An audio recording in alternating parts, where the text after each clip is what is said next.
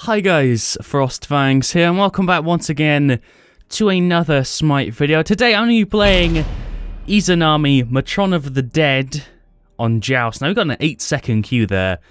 Gonna make sure to get her because I gotta be quick here. Come on. We got her. Perfect. First try.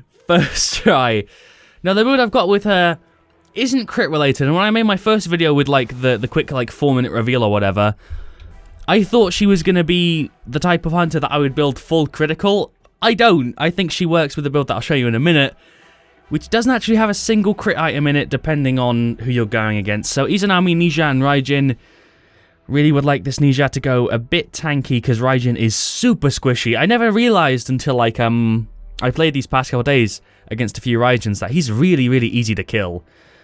Kabrakan, that's great. I will take a Kabrakan. Now, I've nearly got her mastered. She's on, I think, 40? Nearly? 39. I have played quite a few games with her. I know how she plays now. She was really tough to get used to, so I highly wouldn't recommend her for those of you guys that are new to the game, because she does take a while to get used to. I do like this combo. And her early game is a lot weaker than I thought it was also. I thought she was going to be pretty strong early on, and then maybe fall off a little bit at the end, but it's the complete opposite. Late game is when she seems to do the most amount of damage. By quite a bit of a long shot as well. There we go. We'll use the recolor, which looks pretty cool. I prefer it to the standard one. And I saw her her waving one, and I got it because look at it. Look at it now. Look, I'll just show you it. It's pretty creepy. So she waves, her hand gets like dislocated, her arm, and then she has to push it back in. One of my favorite new waves. So we're going against another Raijin, even though we don't have one anymore. A Sylvanas, and of course an Izanami. Every time a new god comes out, they're played all the time. Didn't see it that much with the previous, like the last two or three gods that were released. Izanami has been very prominent for me. I've seen her like every single game. So, rank 2, rank 1, rank 2, rank 1, and then neither me or the other Izanami have a single mastery on her. Okay, let's go. You guys have been asking for this for ages. I've wanted to do it for ages, but I didn't want to just rush it out and do it when I hadn't tried her enough. And now I know, and now I've got my set build and everything. I level the 2 first, that's pretty standard, the 2 and then the 1, not really much point leveling the 3, and this is the build that I've got set out. There's one crit item there, Deathbringer, which is a very specific thing. We're going to actually start, I'm actually going to start with Transcendence. Devo Gloves is very popular, but I'm going to go with Transcendence to start here. We're not going to get boots or anything. We're going to get beads, sure, we're going to get beads, and yeah, I'll explain the build now. So you either go Devo Gloves, Transcendence, you definitely get Warrior Tabai, then you get Assy, or you skip it if you've got Devo Gloves. Executioner, Fatalis Quins, Deathbringer, or Titan's Bane. It's completely dependent on who you're going against and what suits your playstyle. This is what works for me, so there you go. You guys were asking for that. Now, her taunt, as I showed in the little 4-minute quick video, it's terrifying. The U-Rock. Oh, hold on. Wait, does that not do it anymore? Oh, it's the wave. That's the high. Okay, never mind. So she waves. Her arm clicks, and then she has to push it back in. Her design is really good. She's a lot smaller now that I see her in comparison to other gods. She is about the same height as Isis, a little bit smaller even, without the little head fan thing. It's ridiculous. It's absolutely insane. So I think they're doing mana buff, and I think I've explained everything. She's incredibly good at wave clear, that's what I can say. Early game, she just clears waves really easily. She also has quite a bit of damage if you pop the 1. That can add quite a bit of extra damage if you're trying to burst somebody down. But I feel like she does heavily rely on having teammates that know what they're doing. If I had a team that had no idea how to play, I don't think I could carry with Izanami, because I feel like early game she really does rely on other people being able to set stuff up, if you know what I mean. She's not too complicated to play, but she's definitely not recommended for beginners. I didn't actually see what she's classified as. I think she'd be classified as average or possibly even hard. She's not crazy difficult, but she's just not as simple as some of the other gods that you could choose from. Oh, okay, he's just... There we go. So we actually came out better there, because they are all on half health now. Let's keep throwing those. I'm good. I'm being careful. I don't have the voice pack, so I can't really show that off, but I'm sure it's cool as hell. I'm personally just never really bothered with voice packs. I know a lot of you guys are, but me personally, I never really have my audio loud enough for it to matter, because I usually have Smite as something that I do whilst watching something or listening to music or whatever, so I usually don't pay much attention to voice packs and I don't spend my gems on them. But I'm really interested to see what they do with skins. That's something. I'm really looking forward to what they're going to come out with for skins for her, because they've got so many different ideas that they could go with. Have they got it already? One thing that I really dislike is the fact that her 2 goes really slow. It doesn't go slow enough for people to be able to predict it and dodge or whatever, but it can be quite annoying sometimes because you can't like burst people down with it unless you're at point blank range. And the 3 is possibly the most annoying thing that she has for me. It's because there's like a second when you activate it that you have to like go underground or whatever before you become invis and before you get away or whatever. It's really annoying, and I'm saying whatever a lot because I don't really know how to properly explain it without demonstrating it, so I'll show you it now. We'll go that. Okay, we won't get boots. So I hit 3. I let go of 3 here because I've got quick casting on. 1 second, and then you go under. That can completely ruin you because if you're getting CC'd or whatever, I'm saying whatever a lot, and I don't know why. If you're getting chain CC'd and you can't really do anything, you're not going to be able to escape with your escape because it's just too slow and there's a second before it initializes. That's really frustrating to me because I've died a lot of times because of it. Are we all building stacks? Oh, God. So I do level the 2 because it just deals so much more damage by leveling it. And also the slow thing is still a little bit bugged because if you read it here, it says 6% per kill twice for a maximum of 30%. That's the tooltip for that is wrong, okay? They clearly had it at 5, like 6% extra 5 times, but it's actually only 2 times. It's hard to explain. Basically, if you can see her little passive meter above the icon in the bottom left now, there's 5 little circles under it that fill up if you kill somebody while they're slowed. You get 2. You only can do it twice, although you clearly were able to do it 5 times. That's why it says max of 30. But then they limited it to 2 times for some reason. I didn't actually really clear that up, unless I'm doing something wrong. I'm probably reading it wrong. I don't know.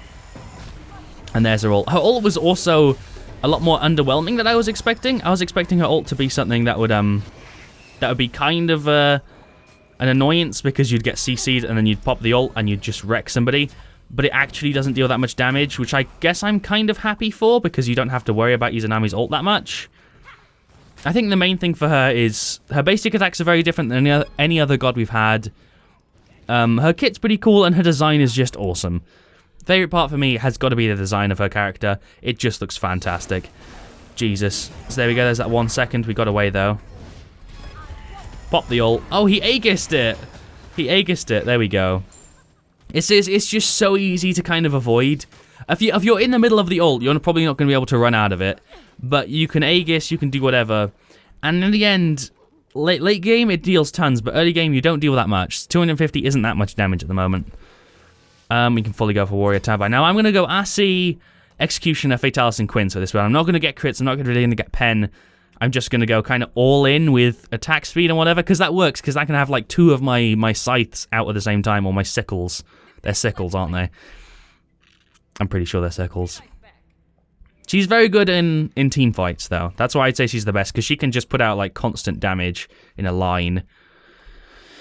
But in one-on-one fights, I don't see her being picked that much. Like, in duels, she might be picked because she's got a ton of wave clear, but I feel like for one-on-one fights, she's kind of weaker than other gods that you could pick. Like, we can do this and whatever. We can deal bursty stuff and do our thing. I don't know. I really like her, though, I gotta say, even though I'm criticizing her a lot here, she is really cool, and she's one of my new favorite hunters for sure, just because of how different she is. Okay, for some reason there was a delay there between when he actually did that thing.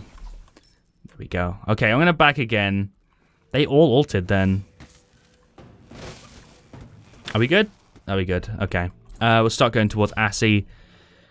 Now, I don't use any of her abilities to get out of base. I wish she kind of had more movement, because she's got a dash and, like, an invis, but you will never use the 3 to engage. I've never once used the 3 to engage, and I haven't seen anybody else do it either, because it's the sort of thing that you're going to want to have for an escape.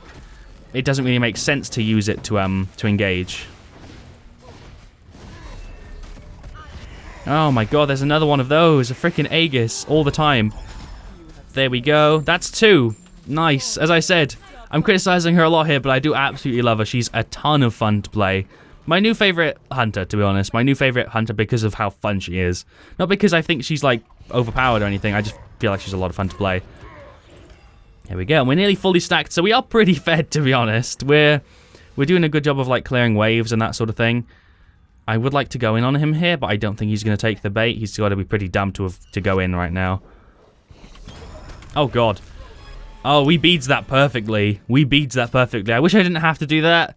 Then again, that's kind of the only thing I'm actually going to have to use my beads against. So, like, I'm not going to beads Izanami or, like, Raijin or whatever, am I? So, there we go, Assy. So, I say that the power spike is kind of Executioner because I didn't expect it to trigger twice. There were two things that I was surprised about when I played her. Executioner, from what I know, I could be wrong here, triggers there and back. So if you hit them both times, it's gonna trigger Executioner twice, which is cool. So you can use one basic attack and reduce their protection twice. Also, as you can see, the passive is now full. Like, the passive on her 2 is now full. So even though it's up to maximum of 30%, you can only actually get an increase of... Oh, I'm an idiot. Okay. For a maximum of 30% slow, 18 plus 12%. Okay. So they clear the tooltip up, I guess. Sort of. I was an idiot. Excuse what I said earlier. It makes a lot of sense now that I've explained it. And it went through my head properly. There we go. She just deals so much damage. There we go. Holy crap. I'm 4-0 right now. I'll take it, you know. I'll take it. She's so much fun. I don't have to, like, concentrate to play her that much. I can just relax and have fun. I really do like her, I gotta say. So, let's clear that down. So, her slow goes up to 30%. Starts at 18, goes up to 30.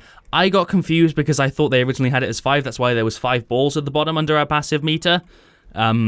But clearly not. Clearly I was just reading it wrong. Because I thought it meant like maximum increase of 30%, so it would be a total of 48%, if you know what I mean. I think I explained that properly now. Sorry for the confusion there. We're going to go back now. I don't think I can afford... No, I'm going to wait, you know. I'm going to wait until I can afford Executioner. Just do one more wave. Because I'm full on mana and like health, pretty much. Mana's never really been a worry. There we go. Jesus, that lucky escape there. I've never really been worried with my mana on her, which I really like. I still go Transcendence, though, for the power and just the extra amount of mana that you get from it.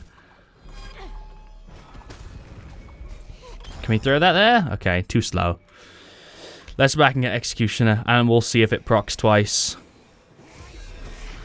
Oh, I forgot that his 2 doesn't actually deal damage unless he activates it with something. Am I good?